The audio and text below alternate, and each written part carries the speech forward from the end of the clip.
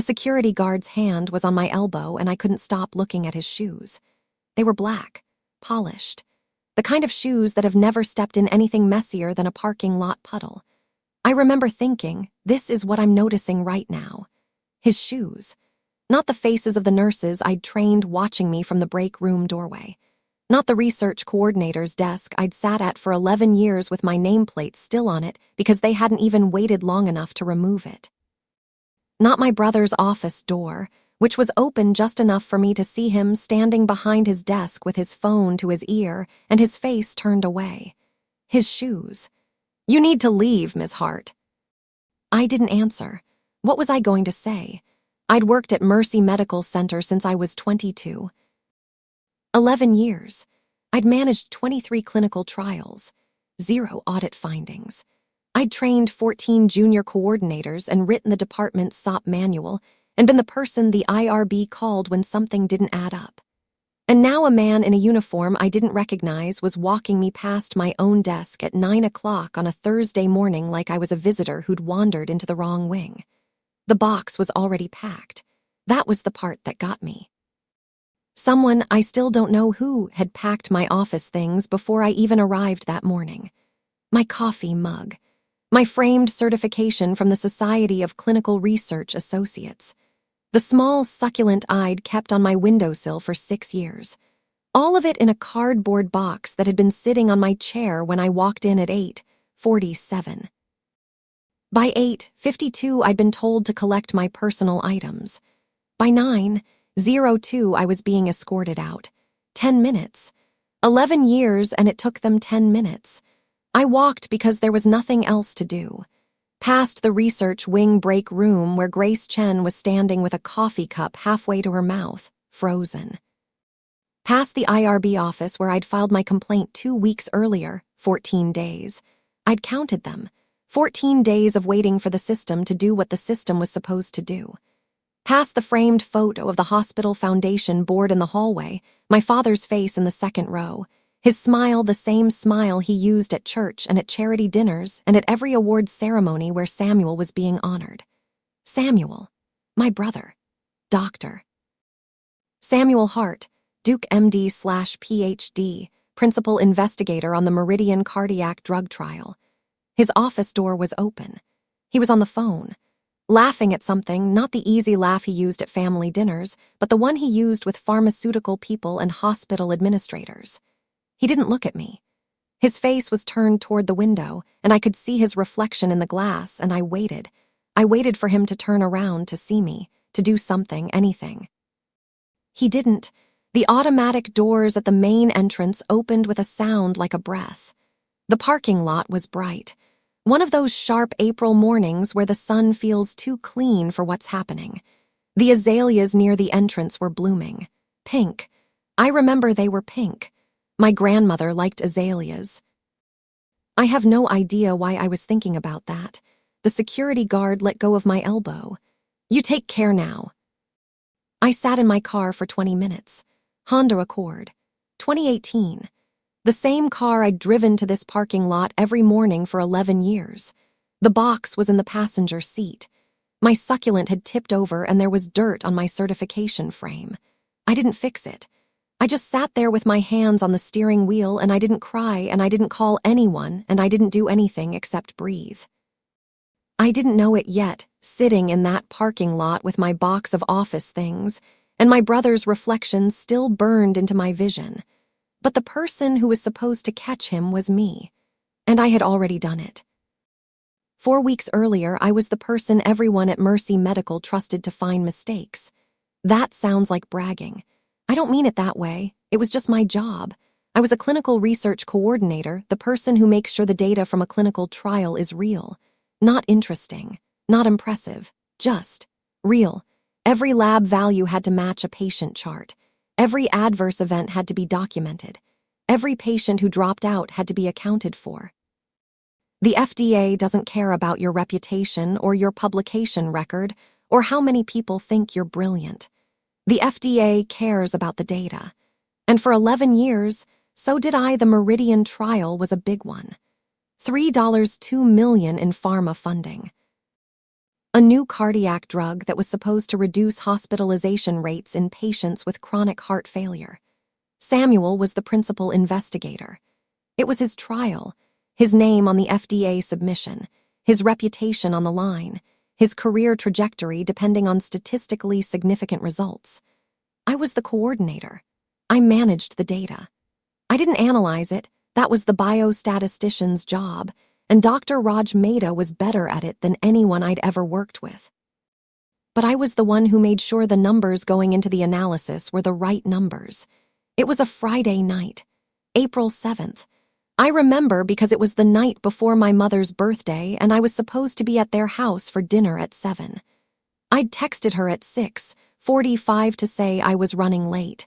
Work thing. She texted back a thumbs-up emoji. That was it. A thumbs up. I was alone in the research wing. Everyone else had gone home, the other coordinators, the study nurses, the data entry people. The HVAC was doing its thing, cycling on and off. The fluorescent lights in my office made that faint buzzing sound they'd been making since 2019 when maintenance swore they'd fixed them. I had coffee on my desk. Cold. I'd made it at 4 and it was almost 11. The FDA interim review was coming up in May. I was doing what I always did before a review, spot-checking the data against the source documents. Patient charts, lab reports, ECG printouts. The original records that the trial data was supposed to reflect. It was tedious work. Most coordinators hated it. I didn't. I liked finding out whether the numbers held up. Because the numbers always held up. That was the point of good data management. The numbers were supposed to match. These didn't. Patient 47 was a 63-year-old woman with class III heart failure. According to the trial database, her 6-month ejection fraction had improved from 28% to 41%. That was a significant change, the kind of result that gets a drug approved. But when I pulled her actual echocardiogram report from the hospital's electronic medical record system, the ejection fraction was 31%. Not 41%, 31%. A 10-point difference. 10 points between FDA approval and a drug that doesn't work. I stared at the screen for maybe 2 minutes. The cursor blinked. The HVAC cycled off. The silence was the kind of silence that fills up your ears. I told myself it was a data entry error. Someone typed the wrong number. It happens. Clinical trials generate thousands of data points and people get tired and fingers slip and 41 looks a little like 31 if you're in a hurry. I pulled up the next patient. Patient 52. Same thing. Ejection fraction in the database, 44%. Ejection fraction in the actual echo report, 35%. 9 points. Patient 58. Database, 39%. Actual, 29%. 10 points. Patient 63. Database, 46%. Actual, 34%. 12 points. I kept going. I don't know why. I think I was trying to prove to myself that it was just a few errors, that the pattern was in my head, that I was seeing fraud where there was just sloppiness. But the more I looked, the worse it got. By 2 a.m., I had found 37 specific discrepancies across 18 patients. Every single one went in the same direction. The database showed better results than the source records. Every single one made the drug look more effective than it actually was. 37. That's not a data entry error.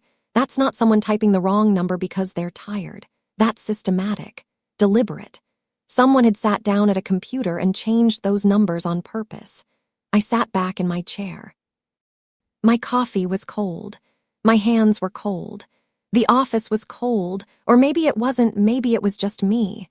I looked at my reflection in the dark monitor and I didn't recognize my own face. Not because it looked different. Because I knew, even then, what I was going to have to do. The data was from Samuel's trial. Samuel was the PI. Only 3 people had the system credentials to modify trial data: the data entry specialist, the biostatistician, and the principal investigator. The data entry specialist only entered what the coordinator gave her. Raj Mehta didn't touch raw data. He only worked with the cleaned datasets. That left one person, my brother. I didn't sleep that night. I went home at 3 in the morning and I sat on my couch in the dark and I didn't sleep. At 7, I made coffee. At 8, I went back to the office. At 9, I started documenting everything, every discrepancy, every source record, every database entry, every screen capture. 12 pages. I worked through the weekend. By Monday morning, I had a file that proved, beyond any reasonable doubt, that someone had systematically altered the Meridian trial data. On April 14th, a Thursday, 2 weeks before the security guard and the cardboard box and the azaleas, I filed a formal complaint with the Institutional Review Board. 12 pages, 37 discrepancies, source documents attached, my signature at the bottom of every page. I filed it at 2:47 p.m. The electronic submission system recorded the date and time automatically. You can't change that. It's part of the FDA's 21 CFR Part 11 compliance requirements. The system keeps records. The system doesn't forget. I walked out of the IRB office and I thought I had done the right thing. I thought the system would work. I thought the hospital ethics committee would review the complaint, pull the trial data, see what I had seen, and take appropriate action. I was 30 years old, and I still believed that institutions protected people who told the truth. I didn't know, sitting at my desk that Thursday afternoon with the smell of cold coffee and the hum of the fluorescent lights, and the weight of 12 pages of evidence that I had signed my name to, that the next time I walked into this building, my brother would be on the phone laughing, and a security guard would be holding my elbow, and my office things would already be in a box.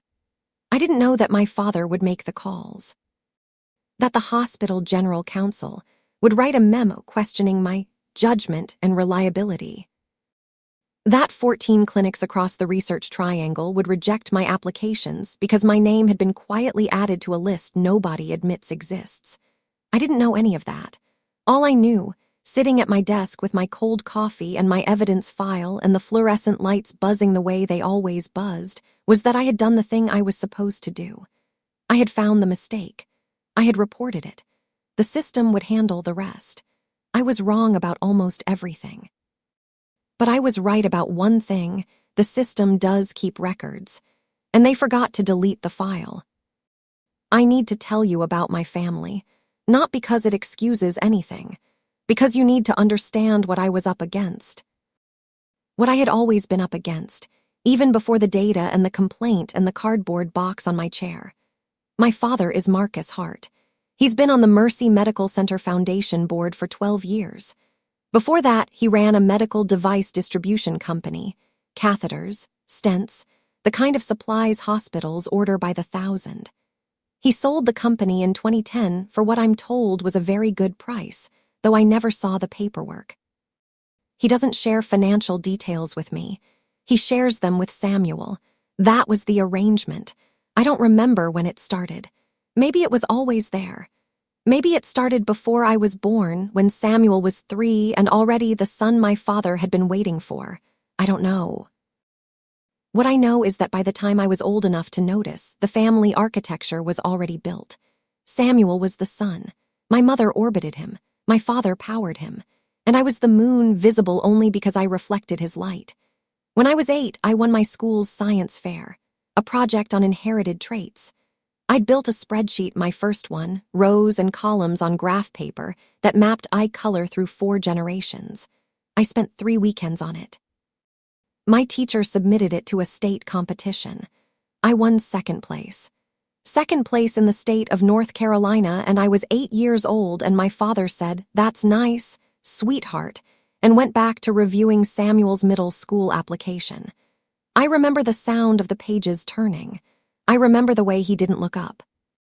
Samuel's science fair project that same year was a baking soda volcano. It didn't place.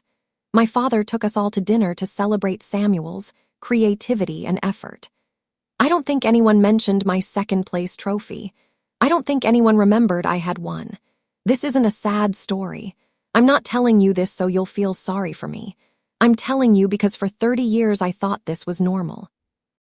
I thought every family had a Samuel, someone who glowed so brightly that everyone else just adjusted, made room, stepped back into the shadows so he could shine. My mother made room more than anyone. Catherine Hart. Retired schoolteacher, third grade reading for 28 years. She's kind in the way that doesn't protect you. Warm in the way a blanket is warm, comforting, but you have to reach for it yourself. She never reached for me, not because she didn't love me, because she assumed I didn't need it.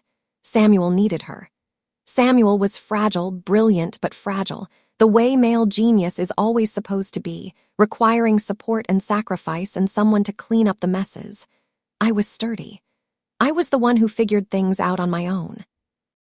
I was the one who didn't ask for help, because asking for help meant admitting I needed it, and admitting I needed it meant I was no longer the easy one, and being the easy one was the only role I had.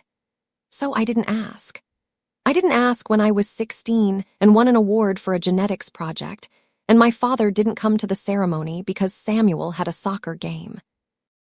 I didn't ask when I was 22 and graduated from Duke, and my parents left early because Samuel, who was at Johns Hopkins by then, had called about a research fellowship he might get, and my father wanted to be home to take the call. I didn't ask when I started at Mercy Medical and spent the first 3 years in a cubicle the size of a parking space, while Samuel's office in the research wing had windows and a door that closed. And my mother who noticed everything and said nothing, she didn't ask either. She didn't ask why I stopped coming to Sunday dinners. She didn't ask why I spent Christmas Eve at the office instead of at their house. She didn't ask what I did at work, what my title was, what my days looked like. She knew I worked at the hospital. That was enough. That was always enough. So when I found the data, the 37 discrepancies, the 12 pages of evidence, the impossible numbers that could only mean one thing, I didn't go to my family. I went to the IRB, because the IRB had procedures. The IRB had rules that applied to everyone equally. The IRB was a system, and systems don't have favorite children. I was 30 years old, and I still believed that. The termination meeting was on April 21st, a Thursday. 8:47 a.m. I remember the time because I looked at my watch when I walked into my office and saw the box on my chair and thought, that's strange. I don't remember ordering anything. Alan Weiss was waiting in the HR conference room. Alan is the hospital's general counsel. He's been at Mercy for 19 years. He's on the foundation board with my father. They play golf together at the Durham Country Club every other Sunday. His memo, the one recommending my termination for poor judgment and reliability concerns, was dated April 18th, 4 days after I filed my complaint. 4 days. It takes longer than that to get a prescription filled at the hospital pharmacy. I sat in a chair that was too low, the kind that makes you feel like a child while the person across from you sits at a normal height. Alan sat across from me, an HR representative whose name I've forgotten was in the corner with a notepad. She didn't say anything the whole time. She just wrote things down. Naomi. Alan's voice was kind, the kind of kind that isn't. We've reviewed the situation. We think it's best for everyone if you move on. What situation? Your complaint, the way you handled it. There are concerns about your judgment. He slid a piece of paper across the table.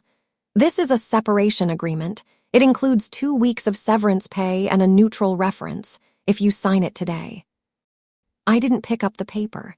My hands were on my knees under the table, and I could feel my pulse in my fingertips. What about the data, the 37 discrepancies? Alan's face didn't change. The hospital has reviewed your concerns and found them to be without merit. The trial data has been independently verified. There were no irregularities. That was a lie. I knew it was a lie. Alan knew I knew it was a lie. But that's the thing about institutional lies. They don't need you to believe them. They just need you to be unable to prove otherwise. If I don't sign, the hospital will contest your unemployment claim. And he paused, the way someone pauses before saying something they've rehearsed. Given the concerns about your judgment, we would need to notify the relevant professional bodies about the circumstances of your departure. Professional bodies, the Society of Clinical Research Associates, the State Board, every credential I'd spent 11 years building. He was threatening to take them all. I signed the paper. My hand was steady, it's always steady, that's the thing about me. When things get bad, my hands get calm. It's the rest of me that shakes. I signed my name, and I didn't read a word of what I was signing because I knew. I knew in the part of my brain that had been trained to spot irregular patterns, that none of this was about the complaint. This was about Samuel. This was about my father. This was about the fact that the hospital foundation's biggest donor had been personally embarrassed by a 12-page document his daughter had signed her name to. The security guard was already waiting outside. The 16 months after that were a math problem I couldn't solve. 14 applications. 14 rejections. Duke Clinical Research Institute, UNC Medical Center, Wake Research Associates, Raleigh General, 3 private CROs, 2 pharma companies, a medical device startup, 2 community hospitals. Every single one said no. Most of them used the same phrase, "We've decided to go in a different direction." Like they'd all gotten the same memo, like they'd all been told the same thing. The 5th rejection was from a CRO in Cary. The HR director there, a woman named Susan Okonkwo, called me personally. She said, "Off the record, someone on our board got a call about you, from a Marcus Hart. He said you had some issues at Mercy. He didn't give details, he didn't have to." She paused. "I'm sorry." "You seemed like a strong candidate." A call, my father had made a call. To a board member at a company I'd applied to, not to recommend me, to warn them. That was when I understood. This wasn't about saving Samuel anymore. This was about making sure I could never threaten him again. They weren't just firing me. They were erasing me from the industry. A quiet removal. The kind that leaves no fingerprints, just a reputation that dies a death of 1,000 phone calls. My father never told me he made those calls. I found out from Susan Okonkwo and from an office manager at a clinic in Chapel Hill who felt bad for me, and from a former colleague at Duke who heard something from someone who heard it from Alan Weiss. I pieced it together the way I used to piece together clinical trial data, one source at a time, looking for patterns. By the 8th rejection, I stopped opening the emails. By the 12th, I stopped applying. By the 14th, a form letter from a community hospital in Greensboro that didn't even have a research department. I stopped hoping. My family had removed me from the group chat by then. I noticed because my phone got quieter. No more updates about Sunday dinner. No more photos of Samuel's daughter at ballet. No more group texts about what time everyone was arriving for Thanksgiving. I was still in the family, technically. I was still invited to things, technically. But no one called me. No one texted me. No one asked how I was doing or whether I was okay or what I was doing for money or whether I had enough to eat. Samuel had blocked me on everything. Phone, Instagram, LinkedIn. He'd blocked me on LinkedIn, my own brother. The man whose administrative gaps I'd covered for 8 years. Missing consent forms, late data entries, protocol deviations that I quietly fixed without reporting because that's what family does, that's what I told myself. Family helps family had blocked me on a professional networking app as if I was a recruiter he didn't want to hear from. My mother sent a text on my birthday, September 12th, 5 months after the firing. "Happy birthday, sweetheart. Hope you're doing okay. Love, Mom." 14 words, a thumbs-up emoji. That was it. That was all. I sat on my couch in my apartment on 9th Street and I looked at that text for maybe 10 minutes. The streetlight outside my window was flickering. It had been flickering since July and the city still hadn't fixed it. The air conditioner made a sound like someone clearing their throat every time it cycled on. I had coffee on the table. Cold. I'd made it at 8 that morning and it was almost midnight. 14 words. 14 rejections. I didn't believe in signs, but the numbers were hard to ignore. That was the moment, sitting on my couch with my cold coffee and my flickering streetlight and my birthday text that had taken my mother less than 15 seconds to type, that I decided I was done waiting for them to choose me. They weren't going to. They had made their choice 30 years ago, and they had remade it every day since, and they had confirmed it with the phone calls and the memos and the LinkedIn block and the 14 words on my birthday. But I still had the file. the 12 pages, the 37 discrepancies, the source documents, everything I'd submitted to the IRB on April 14th at 2:47 p.m. I didn't have a copy of it. The hospital had taken my computer and my files and everything I'd used to build the case. But the electronic submission system kept a record. That was the thing about the FDA's 21 CFR Part 11 requirements. Every submission was logged. Every document was time-stamped. Every signature was verified. The system was designed so nothing could be deleted without leaving a trace. And my complaint, the 12 pages I'd filed 2 weeks before they fired me, was still in that system. Somewhere. Buried, maybe. Archived, probably. But not deleted. They forgot to delete the file. I didn't know yet what that would mean. I didn't know that 3 years later, an FDA investigator named Dr. Elaine Park would find that file in the hospital's electronic records and read every page. I didn't know that a research nurse named Grace Chen had been carrying proof of her own, a journal entry, a date, a time, and was waiting for someone to ask the right question. I didn't know that the system I had trusted 11 years of my career to would eventually prove me right. All I knew, sitting on my couch with my cold coffee and my flickering streetlight and 14 words from my mother, was that the truth was still out there, sitting in a database somewhere, waiting. And I was done waiting for permission to be the person who found it. The first contract was $18,000. I remember the number because I stared at it for maybe 5 minutes when the email came in. $18,000. $6 weeks of work. A community hospital in Raleigh-Wakemed needed someone to review their IRB documentation for an upcoming FDA audit. Their usual consultant had retired. Someone on their compliance team had worked with me at Mercy years ago before everything. She remembered I was good. I almost didn't take it. I was scared. That's the truth. I had been rejected 14 times, and I had stopped believing I was good at anything, and the thought of walking into another hospital, even a small one, even for 6 weeks, made my hands shake. But the rent was due. My savings were almost gone. I had $2,400 in my checking account and no idea what came next. So I said yes.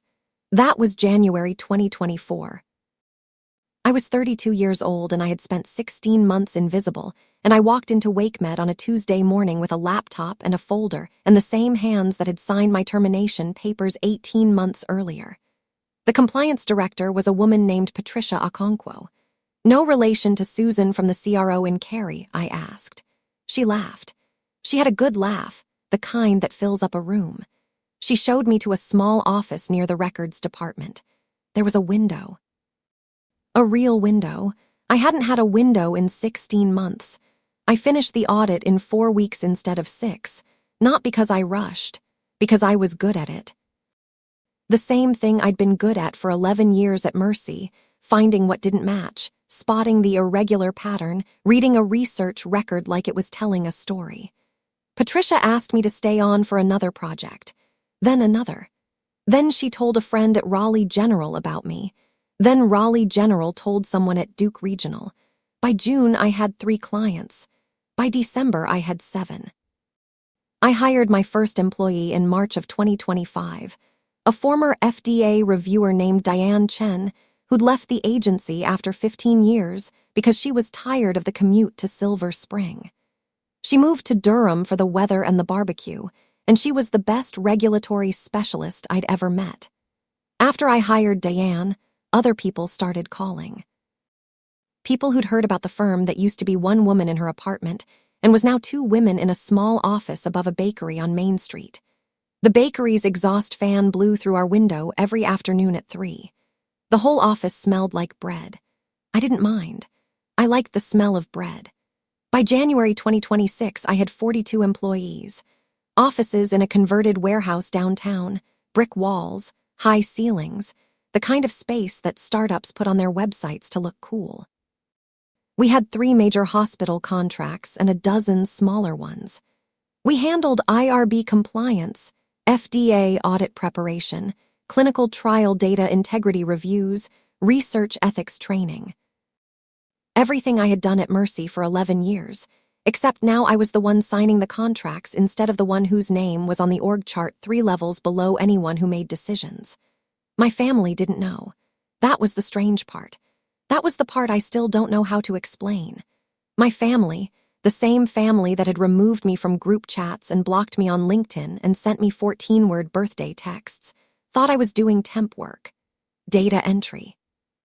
She does something with computers, my mother told my aunt once, and my aunt told my cousin, and my cousin texted me to ask if I could help her set up a spreadsheet for her small business.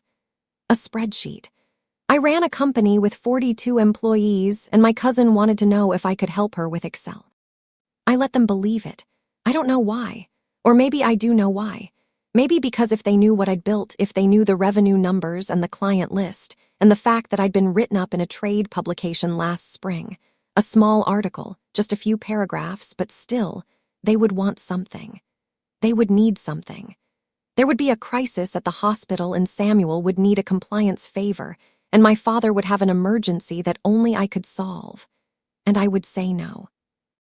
I would have to say no, and I wasn't ready for what that would do to whatever was left of my family, so I let them think I was a temp. I drove my 2018 Honda Accord, and I lived in my same one-bedroom apartment on 9th Street, and I didn't tell anyone that I'd signed a $300,000 contract with a hospital system in Charlotte 2 weeks earlier. I didn't tell anyone that I had a corner office with a door that closed. I didn't tell anyone that I was, even by the most conservative estimate, worth more than my brother now. It wasn't about the money. The money was nice, but the money was never the point. The point was that I had built something from nothing after everything. When every door in the research triangle had been closed to me, I had built my own door. And it was a good door, a solid one. The kind that opens into rooms where people listen when you talk. I still made coffee every morning. The bad kind from the canister that had been sitting in my cabinet since March. I still let it get cold while I worked. Some things don't change. The phone rang on a Tuesday, July 28th, 2026, 11:15 a.m. I know the time because I was in a meeting with Diane about a Duke contract and my phone buzzed and I almost sent it to voicemail. But the name on the screen made me stop. Dr. Raj Mehta. Raj was the biostatistician from Mercy. The one who'd worked on Samuel's trial. The one who'd mentioned, years ago, that the data had unusual patterns. We hadn't spoken since I was fired, not because he believed the lies about me, but because he was scared. Everyone was scared. That was how my father's influence worked. You didn't have to threaten people. You just had to exist, at the center of a web of favors and board positions and golf course friendships, and everyone understood without being told what would happen if they crossed you. I need to take this, I told Diane. She nodded and left and closed the door behind her. Raj. Naomi. His voice was different than I remembered, tighter. I shouldn't be calling you, but you need to know something. I waited. The air conditioner in my office cycled on with a sound like a door closing. The FDA is here. They're reviewing Samuel's trial, the Meridian study. He paused, the kind of pause that has bad news behind it. 3 patients had serious adverse events in the last 6 months. 2 hospitalizations, 1 worse. The data doesn't match what Samuel published in NEJM. The FDA opened a formal investigation on July 14th. July 14th, 2 weeks ago. The investigation had been running for 2 weeks and nobody had told me. Not my father, not my mother, not anyone from Mercy. I was the person who had found the fraud in the first place. I was the person whose 12-page complaint was still sitting in the hospital's electronic records system, and nobody thought to mention that the federal government was now investigating the exact thing I'd tried to warn them about. What are they finding? I don't know everything. They're interviewing staff. They pulled the trial data, the raw files, the source documents, everything. And Naomi, he stopped. I heard him swallow. They pulled the audit logs from the electronic medical record system. The logs show every time someone accessed a patient file, every time someone changed a data point, every login, every timestamp. I knew what audit logs showed. I'd worked with them for 11 years. They were the one thing you couldn't fake. The system recorded everything. Who, what, when, from which computer, using which credentials. The metadata was immutable. It was the whole point of 21 CFR Part 11. Whose login? Samuel's. I sat back in my chair. The air conditioner cycled off. The office was quiet, and the afternoon sun was coming through the window, my window, the one in my office with my door that closed. And I was looking at the same numbers in my head that I'd looked at 4 years ago on a Friday night in April when I couldn't believe what I was seeing. There's more, Raj said. Dr. Park, she's the FDA investigator. She's been going through the IRB records. She found your complaint.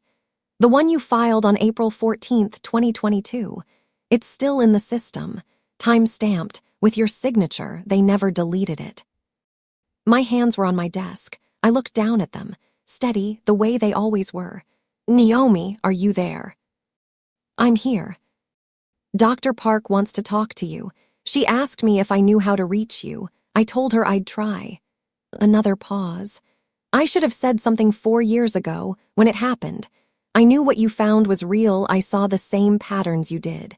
But I had a mortgage, kids in college. I couldn't. I understand. Doesn't make it right. No, I said, it doesn't, but I understand. After I hung up, I sat in my office for a long time. The sun moved across the floor. The bakery downstairs, we'd moved out of the bakery space, but I could still smell bread sometimes, phantom smells. The way amputees feel phantom limbs was probably baking something. Outside my window, downtown Durham was doing its thing. People walking, cars moving. The old tobacco warehouses that had been converted into offices and restaurants and coffee shops. A city that had rebuilt itself from nothing, the way I had. The FDA had questions, and I was the only person who had the answers if I was willing to give them. I didn't know yet what that would cost. I didn't know that my mother would call me in 3 days, her voice shaking, asking me to protect the brother who had destroyed me. I didn't know that my father would try one last time to use his influence to make this go away. I didn't know that a nurse named Grace Chen had been carrying proof of her own for 4 years. A journal entry dated March 18th, 2022, the night she saw Samuel alter patient data with her own eyes, and was waiting for someone to ask her about it. I didn't know any of that. All I knew, sitting in my office with my hands steady on my desk and the afternoon light making rectangles on the floor, was that the system I had trusted for 11 years was finally working. Slowly, quietly, the way systems work when nobody is watching. The truth was coming, and this time I didn't have to find it alone. My mother called on a Sunday, August 3rd. I was in my office. I'm always in my office on Sundays. It's the only day nobody else is there, and my phone lit up with her name. Catherine Hart. The same name that had sent me a 14-word birthday text 10 months ago. The same name that hadn't called me once in the 3 weeks since the FDA investigation started. I let it ring 3 times. 4. Then I answered. Mom. Naomi, sweetheart. Her voice was bright, too bright. The way it sounds when someone's been practicing what they're going to say. I've been meaning to call. How are you? How's work? Work's fine. That's good. That's really good. A pause. I could hear something in the background, the television, maybe, or the dishwasher. The ordinary sounds of the house I'd grown up in. Listen, I wanted to talk to you about something. About Samuel. I didn't say anything. I looked out my office window at the August sky, the flat white color that North Carolina does in summer, no clouds, no depth, just heat. There's this investigation, she said. At the hospital, some FDA thing, it's probably nothing, you know how these regulatory things are, but Samuel is very stressed. He's not sleeping. Lisa says he's been distracted at home. Lisa was Samuel's wife, a pediatrician. She'd always been kind to me, in the way people are kind to someone they feel sorry for. And I was hoping that maybe you could help. Help how? Well, another pause, longer. The investigator, her name is Dr. Park. I think she's been asking to talk to you. Samuel's lawyer said she found some old complaint you filed years ago, when you were going through that difficult time. Difficult time, that's what they called it. My firing, my blacklisting, my 16 months of rejection, a difficult time. And I was thinking maybe you could just not talk to her. Just tell her you don't remember anything. Tell her it was a long time ago and you're not sure anymore. That's all, just that. I sat back in my chair. The air conditioner cycled on. The sound filled the silence between us. You want me to lie to a federal investigator? I didn't say lie. Her voice tightened. I said you could tell her you don't remember. That's different. People forget things all the time. It's been 4 years. Nobody would blame you if you didn't. I have the spreadsheet, I said. The one I made that night. April 7th, 2022. 37 discrepancies. I still have it. Silence. Mom. I'm here. I documented everything. I filed a formal complaint with the IRB. I did exactly what I was supposed to do. And Samuel and Dad had me fired and blacklisted from every research job in the research triangle. Dad called 14 clinics. 14. To make sure nobody would hire me. Your father was just trying to protect. Protect Samuel. I know, that's what he's always done. Another silence. This one was longer. The kind of silence that has too many things in it to break easily. Naomi. Her voice was different now, quieter, less rehearsed. He's your brother. He made a mistake. A serious mistake, I understand that. But he's still your brother. He has a wife, a daughter, a career. If this comes out, if the FDA finds what you say they'll find, he'll lose everything. His license, his reputation, everything he's worked for his whole life. And for what? So you can prove you were right. I looked at my hands. They were on my desk. Steady, steadier than they should have been. It's not about proving I was right. Then what is it about? He falsified patient data. The drug, the one he was testing, it didn't work the way he said it did. And now 3 patients have had serious complications. One of them. Raj told me one of them didn't make it. That's not a mistake, Mom. That's not a difficult time. That's fraud that hurt real people. I know. Her voice cracked. I know what he did, but he's my son. And there it was, the thing I had always known but had never heard her say out loud. He was her son. I was her daughter. The distinction was the same one it had always been. Samuel was the sun, and I was the moon, visible only because I reflected his light. Mom, I have to go. Naomi, please, just think about it, just. Goodbye. I hung up. I sat in my office with the air conditioner cycling on and off and the August heat pressing against the windows, and I didn't cry. I've never been good at crying. The tears come later, at strange moments, in the grocery store, in the car at a red light, in the shower where nobody can see. They didn't come now. Now there was just the quiet of my office and the hum of the HVAC and the sound of my own breathing. I thought about what she'd asked me to do. Lie to the FDA. Protect Samuel. Be invisible one more time the way I'd been invisible my whole life so he could keep being the son. And I thought about the 37 discrepancies. The patients whose data he'd changed. The 3 people who'd had complications. The one who didn't survive. I couldn't protect him. Not anymore. Maybe I never should have. Dr. Elaine Park arrived in Durham the next morning. August 4th. A Monday. I met her at my office. The one with my name on the door. The one my family didn't know about. She was tall and gray-haired and had the posture of someone who had spent decades sitting across tables from people who were lying to her. Her handshake was firm. Her eyes moved around my office the way investigators' eyes move, cataloging, assessing, filing things away. You've done well for yourself, she said. Not a compliment, an observation. I had to. She nodded, didn't ask follow-up questions. Dr. Park was not someone who asked questions she already knew the answers to. She sat across from me at my conference table and opened a file folder.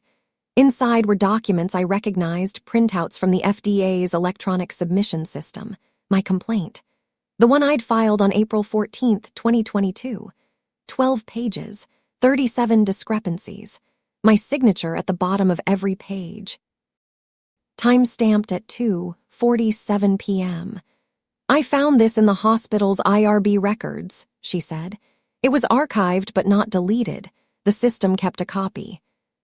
I know. You filed this 2 weeks before you were terminated. Yes.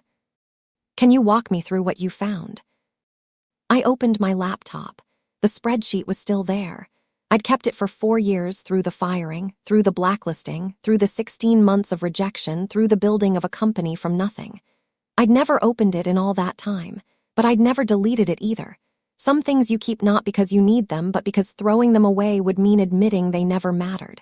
I turned the laptop toward her. These are the source document comparisons, patient by patient. The left column is what was in the trial database. The right column is what was in the actual medical records. Every row where the numbers don't match is highlighted. Dr. Park looked at the screen. She didn't say anything for maybe 30 seconds. Then she reached into her file folder and pulled out another document. This is the system audit log from the hospital's electronic medical record system. We pulled it last week. It shows every login, every file access, every data modification for the Meridian trial going back to January 2022. She slid the document across the table. I looked at it. Rows of data, timestamps, user IDs, file names, the kind of log I'd reviewed 1,000 times for client audits. The kind that couldn't be altered because the metadata was recorded at the server level, not the user level.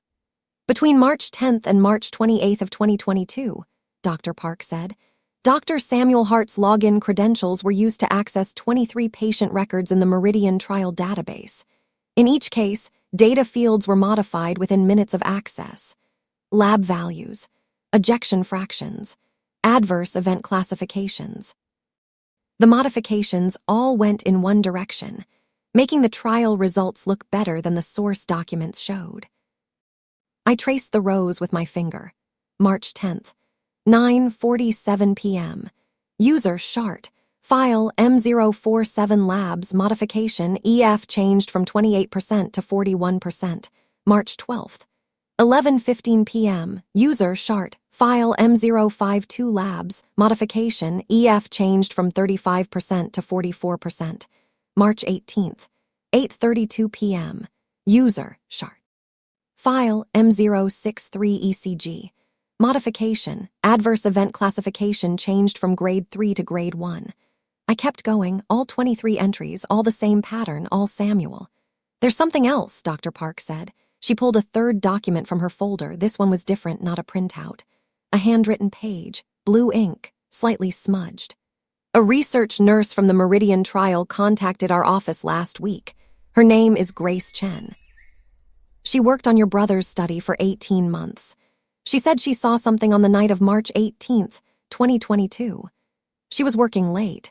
She passed by the research office around 8:30 p.m. She saw Dr. Hart at his computer with a patient chart open and the trial database on a second screen. She saw him typing numbers from the chart into the database, but the numbers she saw him type didn't match what was on the chart. Dr. Park slid the handwritten page toward me. She wrote it down, the date, the time, what she saw. She was too scared to come forward in 2022. She has a daughter, a mortgage. She'd seen what happened to you. But when our investigation started, she called us. I looked at the page. Grace Chen's handwriting was small and neat. March 18, 2022, 8:30 p.m. Saw Dr. Hart in research office. Patient chart open on left monitor, trial database on right, typing numbers that didn't match. Patient 63, chart said EF 34%, he typed 46%. Patient 58, chart said EF 29%, he typed 39%. I didn't say anything because I was scared. Her testimony matches the audit logs. The timestamp on her journal entry, March 18th, 8:30 p.m., corresponds exactly to the system record of Dr. Hart's login and data modification at 8:32 p.m. that same evening. I sat back in my chair. The air conditioner cycled on. Outside, downtown Durham was doing its thing. The same city I'd been invisible in for 4 years. The same city where I'd rebuilt my life without anyone noticing. Ms. Hart. Dr. Park closed her folder. I've been doing this work for 22 years. I've investigated clinical trial fraud at major academic medical centers, community hospitals, private research organizations. I've seen researchers fabricate data in ways that were clever and ways that were sloppy. Your brother's fraud was not clever. He altered data using his own login credentials on a system that records every keystroke. He did it at predictable times, late nights, weekends, and he left a trail any first-year compliance auditor could follow. The only reason he wasn't caught in 2022 is that the hospital chose not to catch him. She stood up. The board at Mercy Medical Center has been notified of our preliminary findings. They'll be meeting to review the evidence on August 22nd. I'll be presenting your complaint, the audit logs, Ms. Chen's testimony, and my own forensic analysis. I wanted you to know before that happens. After she left, I sat in my office for a long time. The afternoon light moved across the floor. The bakery, the phantom one I still smelled sometimes, had been replaced by a coffee shop. I could hear the espresso machine through the floor when it was busy. It was busy now. I had everything. The FDA report, the audit logs, a witness who'd been too scared to speak for 4 years and had finally found her voice. The evidence was complete, undeniable. The kind of paper trail that left no room for argument or influence or phone calls from board members to clinic directors. But I wasn't ready for what the board would do with it. I thought about my father, sitting in that boardroom for 12 years. I thought about Alan Weiss, the hospital counsel who'd written the memo questioning my judgment. I thought about all the people who had chosen Samuel over the truth, not because they were evil, but because Samuel was the sun and the truth was just. Me, the moon. Invisible unless you knew where to look. I thought about my mother's voice on the phone. He's my son. The distinction she'd never said out loud before but had always meant. They had one more chance to do the right thing, one more board meeting, one more decision. I didn't know if they would take it, but I knew sitting in my office with my hands steady on the desk and the afternoon light making rectangles on the floor that whatever happened next, the truth was no longer mine to carry alone. The system had it now, and the system doesn't forget.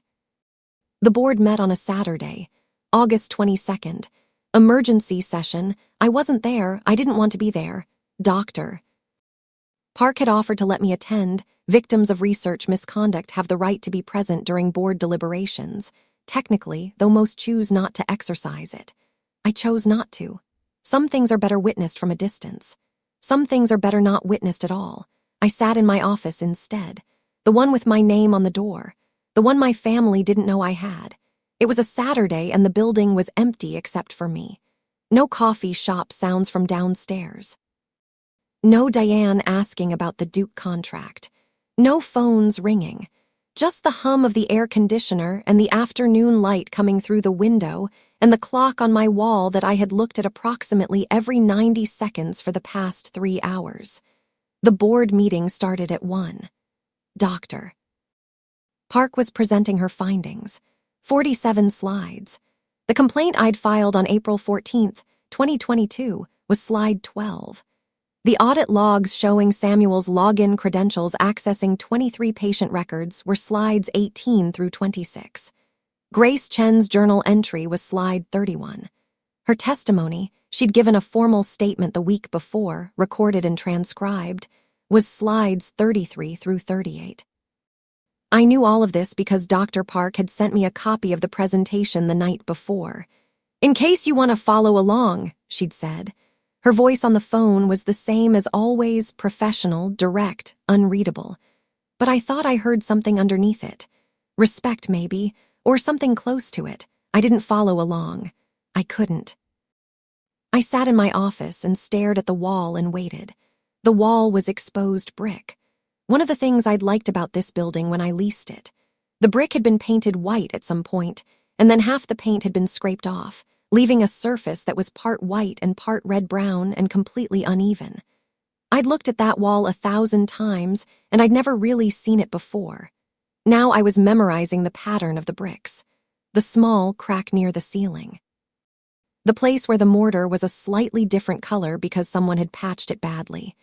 At 2:15, I made coffee, the bad kind. The canister had been in my cabinet since I don't know when, a while. I let it sit on my desk while I stared at the wall some more. At 2:47, I remembered the coffee and it was cold. I drank it anyway. Some things don't change.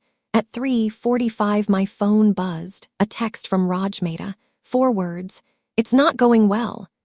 I didn't know if he meant for Samuel or for the board or for the truth. I didn't ask. I just stared at the 4 words until the screen went dark. At 4:30, Diane texted me about a contract amendment for the Duke project. Normal work things. The world continuing to turn while my family's future was being decided in a conference room 4 miles away. I texted her back. I don't remember what I said, something professional. At 5:18, my phone rang. The name on the screen was Mercy Medical Center, Maine. I stared at it for 2 rings, 3, then I picked up. Naomi Hart. "Ms. Hart, this is Dr. Helen Acaffer. I'm the chief medical officer at Mercy." Her voice was measured, calm, the voice of someone who had delivered difficult news to a great many people over a great many years and had learned that the kindest way to do it was directly. "I know who you are." "Yes, I thought you might." A pause, paper rustling. "The board has concluded its review of Dr. Park's findings. I'm calling to inform you of the outcome. Your brother, Dr. Samuel Hart, has had his research privileges suspended pending a full investigation by the State Medical Board. His appointment as principal investigator on all active trials at Mercy has been terminated. The hospital has initiated a formal retraction request with the New England Journal of Medicine regarding his 2024 publication on the Meridian trial." I looked at the wall, the exposed brick, the small crack near the ceiling, the patch of mortar that was a slightly different color. "Additionally, your father, Marcus Hart, has been asked to step back from all Foundation board matters related to research oversight. I understand he intends to resign his board seat entirely, though that decision is his to announce." My father, the man who had sat on that board for 12 years, the man who had called 14 clinics to make sure I would never work again, asked to step back from the board he'd built his identity around. "Ms. Hart." Dr. Acaffer's voice shifted, not colder, not warmer, just different, moving from one kind of conversation to another. "There's something else. The hospital needs to engage an external compliance consultant to reconstruct the Meridian trial data and to redesign our research integrity protocols. This is not optional. It's a condition of the FDA's continued oversight agreement." She paused. I could hear someone in the background, another voice, muffled, the sound of a door closing. "Your firm is the only one in the triangle with the specific expertise required.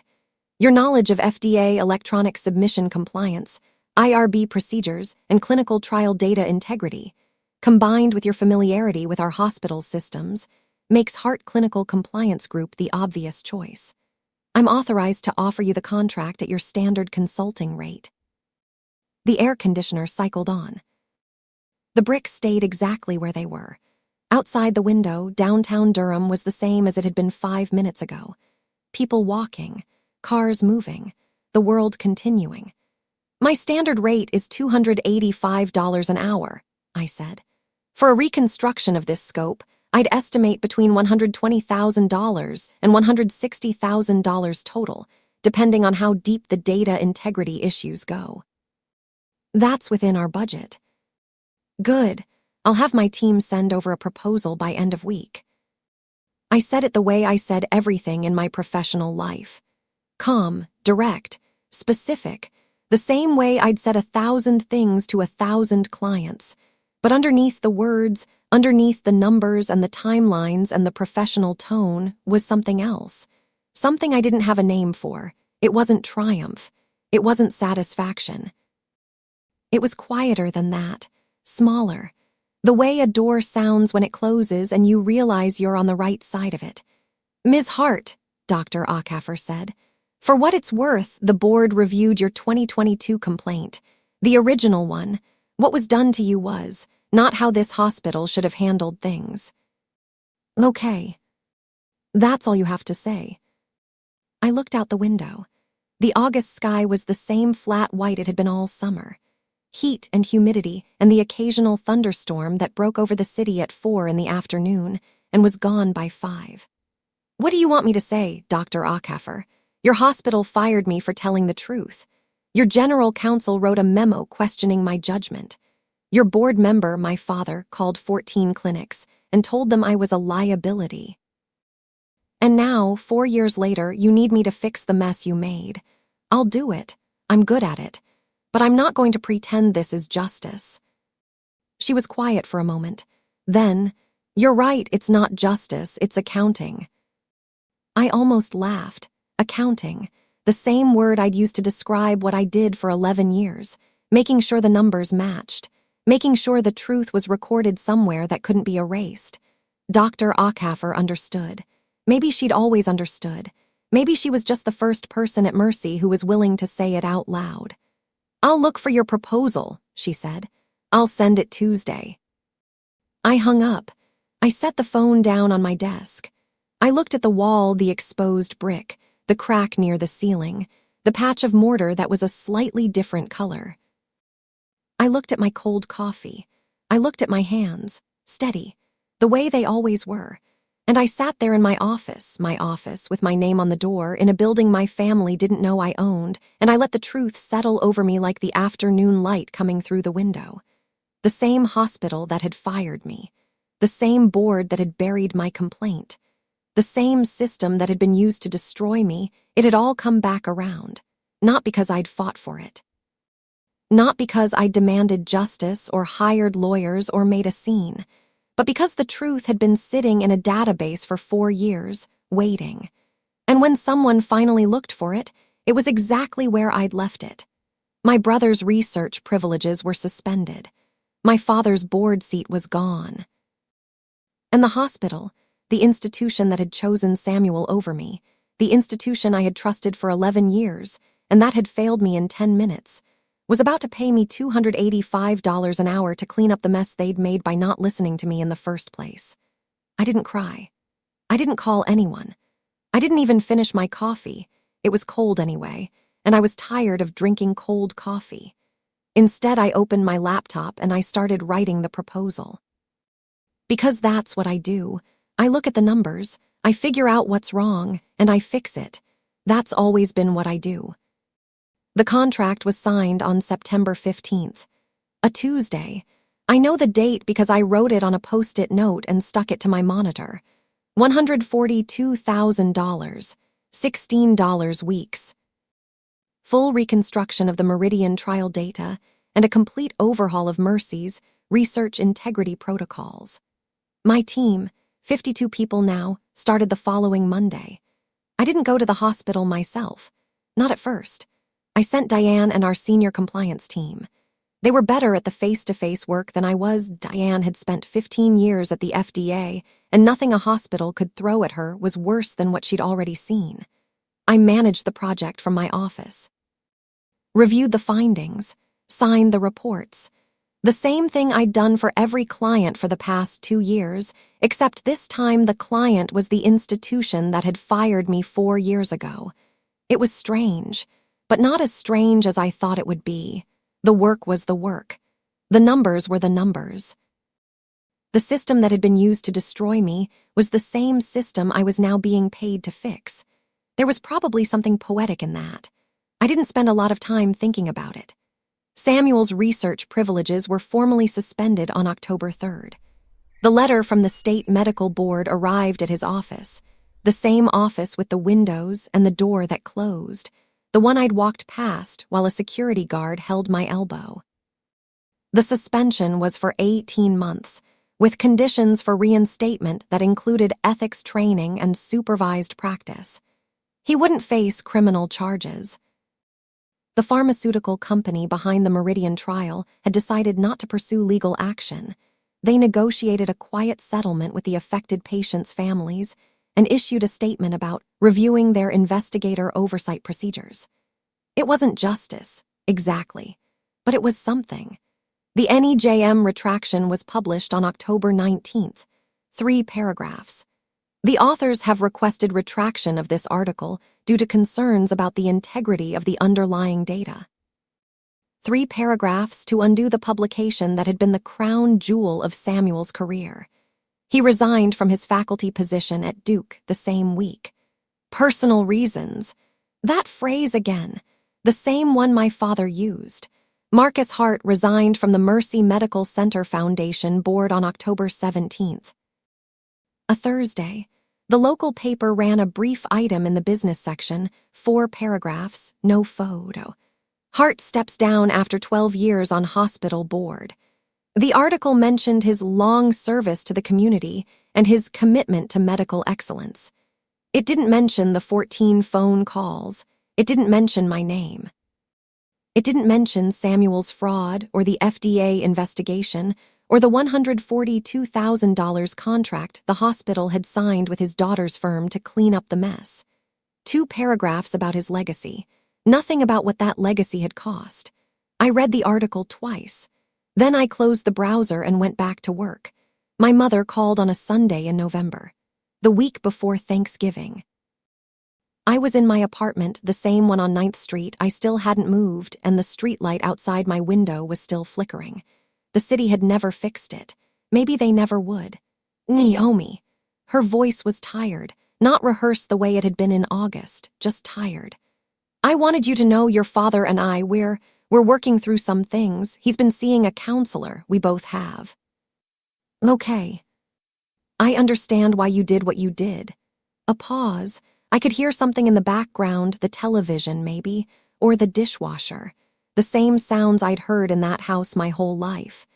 I understand that Samuel did something wrong, something serious, and I understand that you were the one who told the truth. She didn't finish the sentence. She didn't have to. I knew what came next. I just don't know how to be in the middle. The same thing my mother had been saying for 34 years without ever saying it out loud. Caught between Samuel and me, between the sun and the moon. Between the child she'd built her identity around and the child she'd assumed would be fine on her own. You don't have to be in the middle, I said. You just have to be my mother. I don't know if I know how to do that. The words hung in the air between us. The flickering streetlight outside my window. The cold coffee on my table still there, still cold. Some things really don't change. I know, I said. But you can figure it out, or not, that's up to you. I didn't tell her about the building, the company, the 52 employees, the $142,000 contract. I didn't tell her that I'd been written up in a trade publication or that Duke had reached out about a potential partnership or that I was thinking about expanding to Charlotte. I didn't tell her any of it, not because I was hiding anymore, because I didn't need her to know. I didn't need anyone to know. The knowing wasn't the point. The building was the point. The work was the point. The life I'd built quietly, carefully, without anyone's permission was the point. We talked for a few more minutes. About the weather, about Thanksgiving, about whether my Aunt Carol's hip surgery had gone well. The things you talk about when you're rebuilding something that was broken and you're not sure yet what shape it will take. I love you, she said before she hung up. You know that, right? I know. And I did know. She loved me. She had always loved me. She just loved Samuel more. Both things could be true at the same time. Grace Chen started her new job at UNC's Research Integrity Office in November. She sent me an email on her first day. Short, 3 sentences. I told my daughter what I did. She said she was proud of me. I wanted you to know that. I read it 3 times, then I saved it in a folder called Important. I still have it. Dr. Park's final report was issued on November 30th. 41 pages. It detailed the findings of the investigation, the evidence of data falsification, the hospital's failures in handling the 2022 complaint, and the corrective actions taken. My name appeared 14 times, not as a victim, as the person who had identified the fraud. Dr. Park had listed me as the originating complainant whose documentation formed the basis of the investigation. That was the official language, the language of the FDA, the language of the system. I read the report once. Then I filed it. I didn't need to frame it or post it or send it to anyone. It was enough that it existed. December in Durham is different from April. In April, the azaleas are blooming and the sun feels too clean for whatever's happening. In December, the sky is gray and low, and the trees have lost their leaves, and the light is thin and watery and gone by 5:30. I like December better. April is a month of expectations. December is a month of things being what they are. I was in my office on December 15th, a Tuesday, late afternoon. The coffee shop downstairs was busy.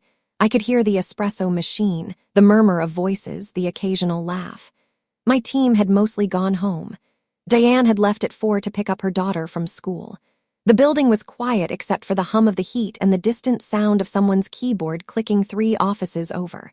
I was looking at the wall, the exposed brick, the small crack near the ceiling, the patch of mortar that was a slightly different color.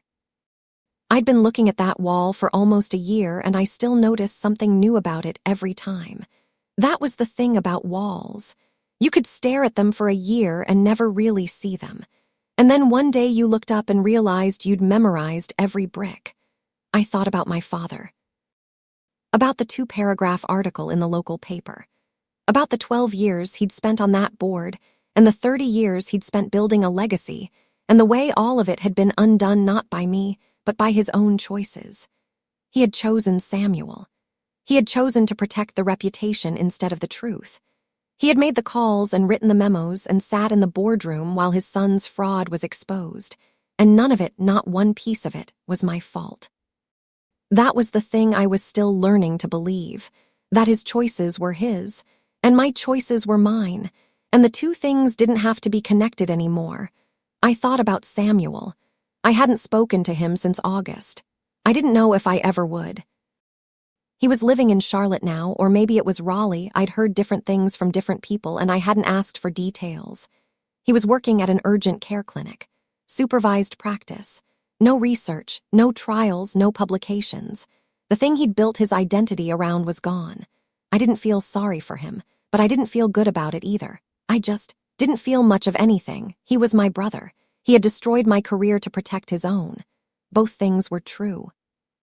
Both things would always be true, and I was learning to live with both of them at the same time.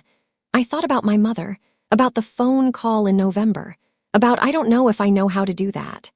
She had sent me a card last week, a Thanksgiving card late, but she'd always been late with cards.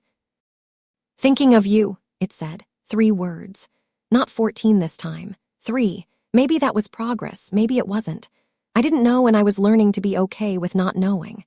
I thought about Grace Chen and Raj Mehta and Dr. Park and Dr. Akaffer and Diane Chen and all the people who had helped me carry the truth when it got too heavy to carry alone. The system wasn't perfect. The system was slow and frustrating, and it failed as often as it worked. But the system had records. The system didn't forget. And sometimes, not always, but sometimes, the system worked the way it was supposed to. I looked at my hands.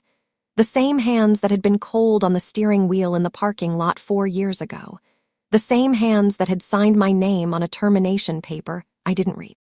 The same hands that had typed a 12-page complaint at 2 in the morning while the HVAC cycled on and off and the fluorescent lights buzzed overhead.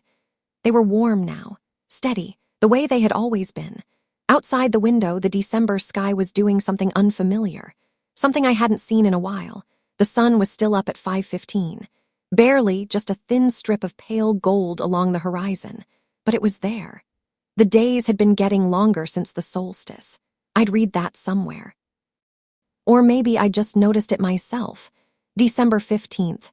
6 days until the shortest day of the year. After that, the light would start coming back. The coffee shop downstairs was closing. I could hear the chairs being stacked, the register drawer opening and closing. Normal sounds. The sounds of a business ending its day.